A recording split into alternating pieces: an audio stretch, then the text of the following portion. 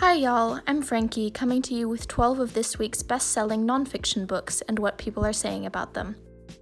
First off, we have, at number 1, Too Much and Never Enough: How My Family Created the World's Most Dangerous Man by Mary L. Trump. This tell-all memoir from Donald Trump's niece about the family's dynamics received a starred review from Kirkus, calling it a deeply satisfying read. Publishers Weekly says that Mary L. Trump delivers a concise and damning account of her family's dysfunctions and their role in shaping her uncle's toxic blend of cruelty, incompetence, and vainglory. At number 2, we have White Fragility by DiAngelo, which is a cultural analysis of what causes defensive moves by white people and how this inhibits cross-racial dialogue. Publishers Weekly called this book impressive in its scope and complexity. But seriously, folks, this book is not worth your time. If you're looking for something to read to help you better understand the current Black Lives Matter protests, there are mountains of other books out there that provide much deeper insight into what's going on, some of which are further down this bestseller list. So take your pick. In my opinion, White Fragility is not the book to read in this moment. And I'm going to leave some critiques of this book linked down in the description below. Number 3, How to Be an Antiracist by Ibram X. Kendi. This is a primer for creating a more just and equitable society through identifying and opposing racism. Kirkus Reviews says that it is not an easy read, but an essential one, with Publishers Weekly describing it as powerful and thoughtful. Number 4, The Answer Is by Alex Trebek, in which the host of Jeopardy delivers amusing anecdotes and fond recollections of his life.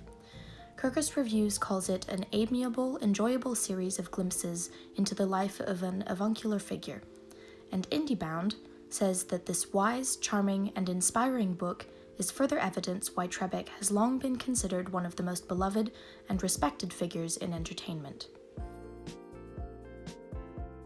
At number 5, we have Untamed, in which activist and public speaker Glennon Doyle describes her journey of listening to her inner voice. Kirkus Reviews describes it as lucid and inspiring, and Publishers Weekly says it is an endearing testament to female empowerment that is full of hopeful messages.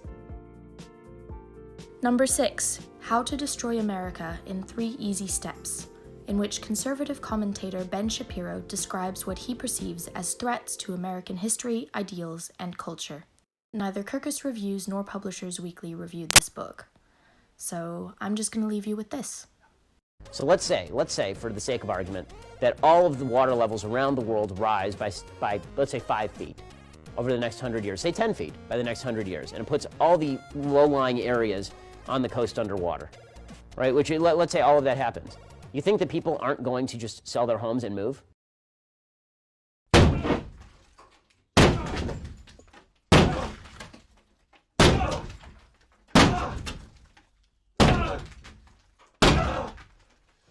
Just one small problem. Sell their houses to who, Ben? Fucking Aquaman! Number 7, The Room Where It Happened, in which former National Security Advisor John Bolton gives his account of the 17 months he spent working for President Trump.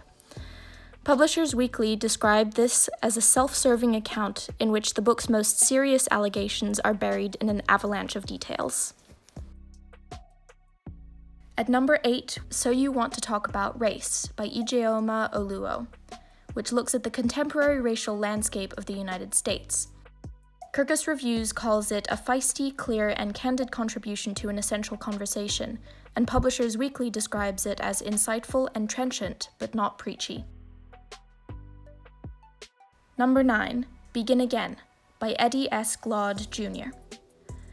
This is a study of how the life and work of James Baldwin continues to be relevant today. According to Kirkus Reviews, it is a penetrating demonstration of how truth does not die with the one who spoke it. Publishers Weekly says it is an effective and impassioned case to remain committed to building a genuine democratic community where we all can flourish. Number 10, On Tyranny by Timothy Snyder. This book contains 20 lessons from the 20th century about the course of tyranny. Kirkus Reviews calls it timely and essential, although The Guardian's review points out that it could do with far greater depth of historical illustration, adding that, to help us in defending our rights, we need a more thoughtful book than this. Number 11, The Splendid and the Vile by Erik Larson, which is an examination of the leadership of Prime Minister Winston Churchill.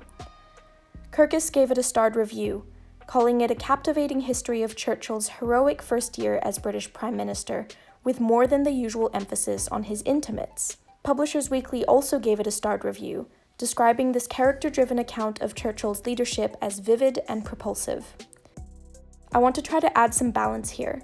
Churchill, the heroic World War II leader, is a story that's been told countless times.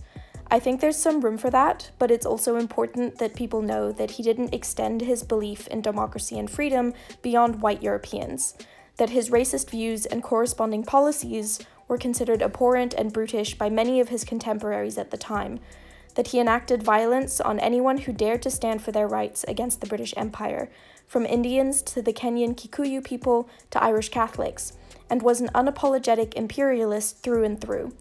I've linked to an article below that does a good job of discussing these less-known aspects of his legacy. Number 12, Stamped from the Beginning by Ibram X. Kendi, which is a history of racist thoughts and practices in the United States.